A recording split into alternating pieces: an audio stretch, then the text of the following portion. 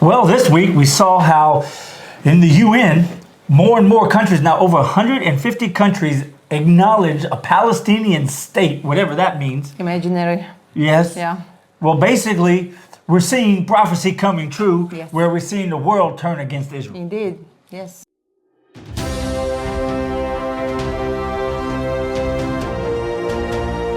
TGR News, broadcasting from the State of Israel.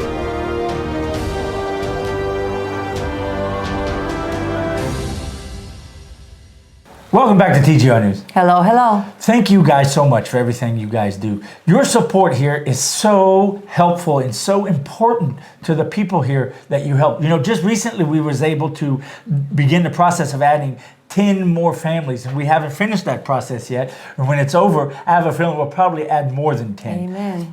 And it's all because of your support. It's just, we have grown so much.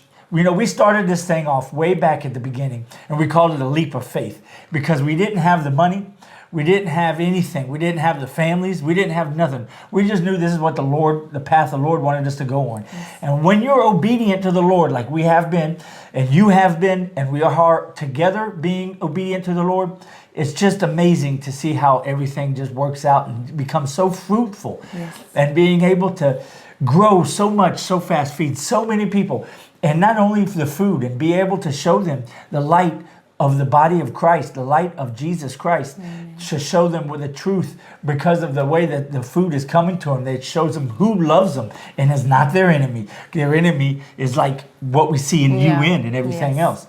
It's just such an amazing thing to be a part of. If you guys want to be a part of this amazing thing we're doing here together, there are links below all of our videos on the YouTube. If you're not watching this on the YouTube and you're watching us on OnlySource or anything else, you can just go to your web browser and type in thegoldenreport.com and go to the support us page there and find whichever way is best for you to become a part of this wonderful thing we're doing together. God bless you all for this. God bless you, yes. Don't forget to like and share these videos too. Yes, it's very important. Helps us get more numbers and reach share out the to more truth. people. Yes, yes. Well, we had a terrorist attack at the Allenby Bridge crossing between Jordan and Israel. This happened just this week, just a few days ago. This is a crossing in the Jordan Valley, right across from the city Jericho. The Jordan border has been known to be peaceful, a peaceful border, and something like this has definitely make us rethink the situation on the Jordan border. A Jordanian terrorist driving a humanitarian aid truck for Gaza drove through the border, got out of his truck, and began shooting at the Israelis that were in range to shoot at. Once his gun jammed, he began stabbing two Israelis that he had already shot that were already injured and shooting, and ended up shooting and stabbing them to death, right? And unfortunately, they died. Yes, these were soldiers. These were IDF soldiers. You know, and it's a Jordanian guy, but it's a Jordanian, like, calls himself, I think, Palestinian, wasn't it? You know, because actually Jordan is Palestine. Exactly. Yeah. Majority of Jordanians are actually Palestinians. Yes. It's the same nation. Yeah. And if you call it nation. Palestine wants a state. They already got one. Yes, yes, and it's the same Arabs. If you ask even the truthful Arabs, the honest Arabs, they will tell you it's exactly the same Arabs.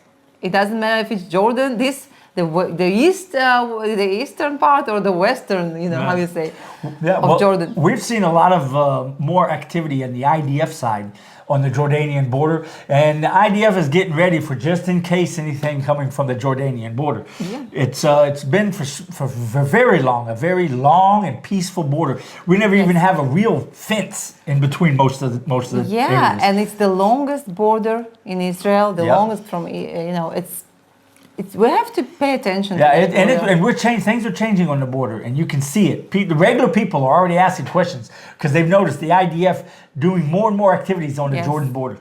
Yes, the last terror attack was a year ago, but you say peaceful border, but the smuggling never stopped. Well, when I say peaceful, you mean in relation to everything else? Yeah. Oh, yeah. That's for sure. That's the peaceful one from all of them. Yes. In Eilat, in the southern city of Israel, the same day, Yemen launched a drone attack targeting civilians by actually firing on the hotel in Yeah. the resort city. It's a resort city of Israel. It's very, very sound. It's the most sound city of Israel. Where all the civilians are at. Yes, Yeah, so yes. it's targeting civilians. Going to resort, Yeah. and it fell on the hotel in this next to the, I think, a parking place, or like really close Really to the close. hotel. Thank God no one was hurt. I believe this war between Yemen and Israel looks like it's going to be long one.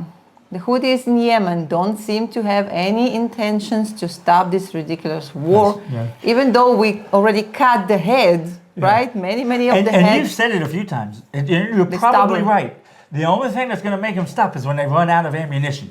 And we stop the smuggling. Also, we have to cut their chain of supply. Of course, because they won't run out of Together. ammunition Yeah, until they. yeah, Of together, course, yes. of course.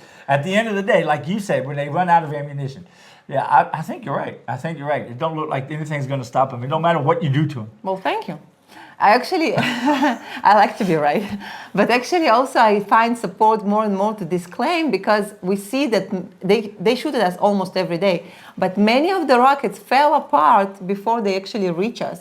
So that means They don't have the. they don't have the good, yeah, they were left with something like not very, or maybe they saving the best for the last, I don't know, but they kind of still dripping rockets, missiles at us.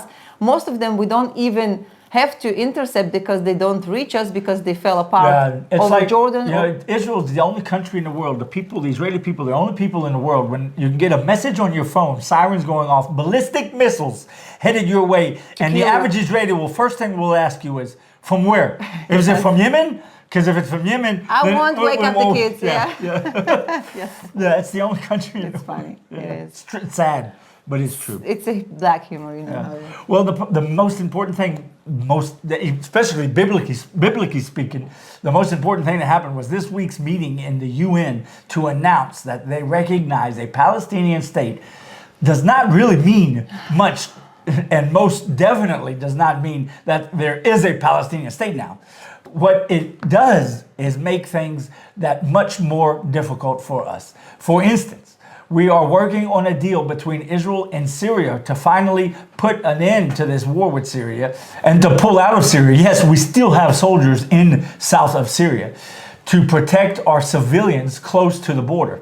We are trying to make a deal that will demilitarize everything south of Damascus, and most difficult part of the deal is we are demanding the IDF to have free access to South Syria, as we do in South Lebanon, which we had a little hiccup here recently, but we do have freedom to move around in South Lebanon to help stop the war with Hezbollah, right?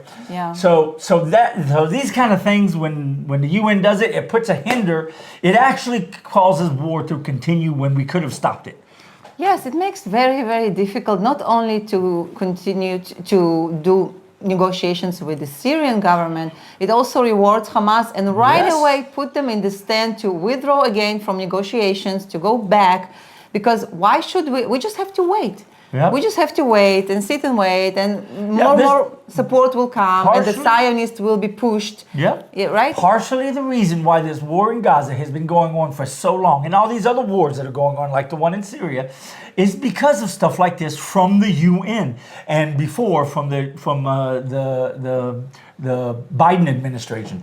Because when Hamas or other places see support from the world, it gives them, wind under their wings again to keep the fight going and not to stop, right? And it's definitely what's causing the war to stay on and on and on and on, is this kind of stuff. Yes, but I feel sorry for those countries, because we know that God told us that they curse Israel. It's not, I really scared. Well, yeah. I really scared for these countries, because it's, UK already got something, that they recognize the Palestinian state, and right away, the day after they recognize the Palestinian state, the Palestinian Authority, Abu Mazen, demand now almost £3 billion as a compensation for the occupation that the UK did on this land, Palestinian Before land. 1948. Yeah, from 1917, I think, until the 48, the British Mandate time here in Israel. Come on. Well, that's crazy stuff, yeah. Well, absolutely. Yeah. To continue about the UN announcing the Palestinian state, the Prime Minister Netanyahu made a response to anti-Semitic UN, saying that this is clearly giving a price reward to Hamas, as we said.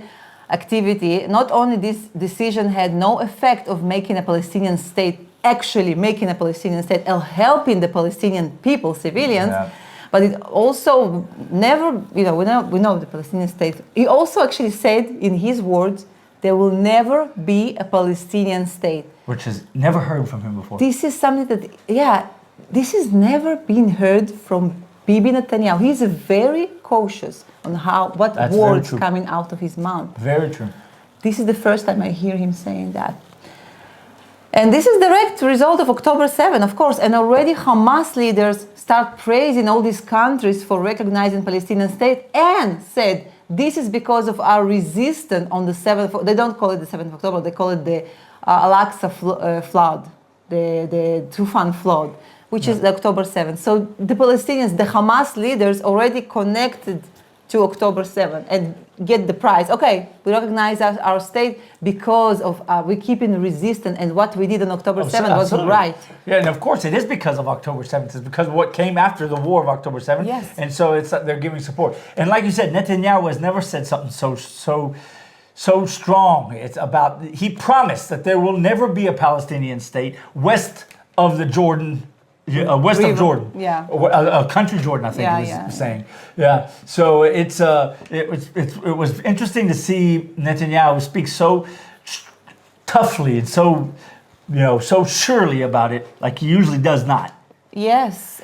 He, by the way, Netanyahu, when in the year 2005, when it came time to make a vote in the Knesset, he was a Knesset member. He was not the prime minister, but he was a Knesset member. And when it came time to vote in 2005 to pull the Israelis out of Gaza and give Gaza back to, or not back, but give Gaza to the Arabs in Gaza, he voted yes. He voted for that. So now, this stance that he's taking now is different than what he voted back in 2005. So it is a different Netanyahu. Yes, for some countries that voted for recognition of Palestinian state, they did say that we have to make sure Hamas won't be in power. Some of them said we have to make sure the hostages will be back, but it still doesn't matter.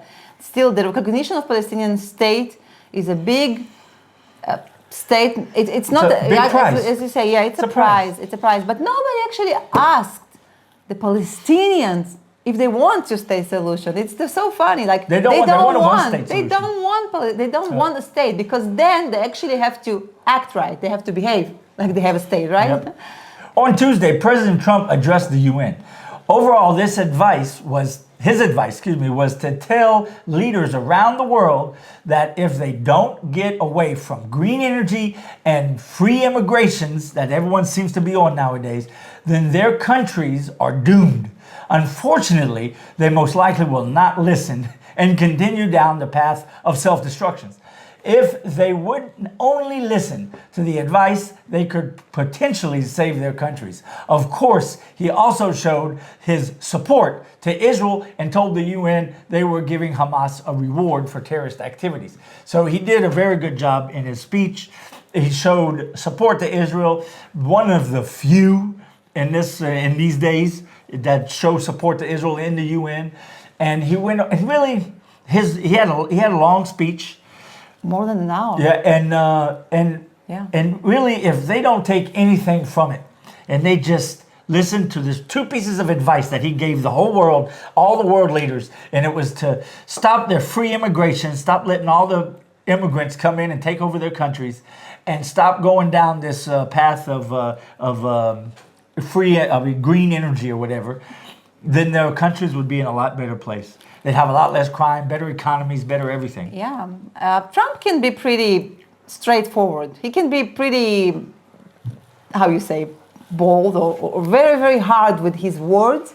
But this time I actually like, because you need to shake those countries. And he told them in these words, he said, if you don't stop this free border policy, your country is going to hell. That's what he said. And he's right. He also slammed the UN about all the money that they invested in the UN itself, but things are breaking there, right? He was kind of harsh. Yeah, and he also talked about how, the UN should have helped the U.S. with all the things that he'd been doing these last few months, trying to stop wars around the world. And instead of helping them, they were doing other things like trying to make a Palestinian state and give rewards to terrorist activity. Yes. Well, which we also know, UN and UNRWA are one of the same. Exactly. And we know that UNRWA, we have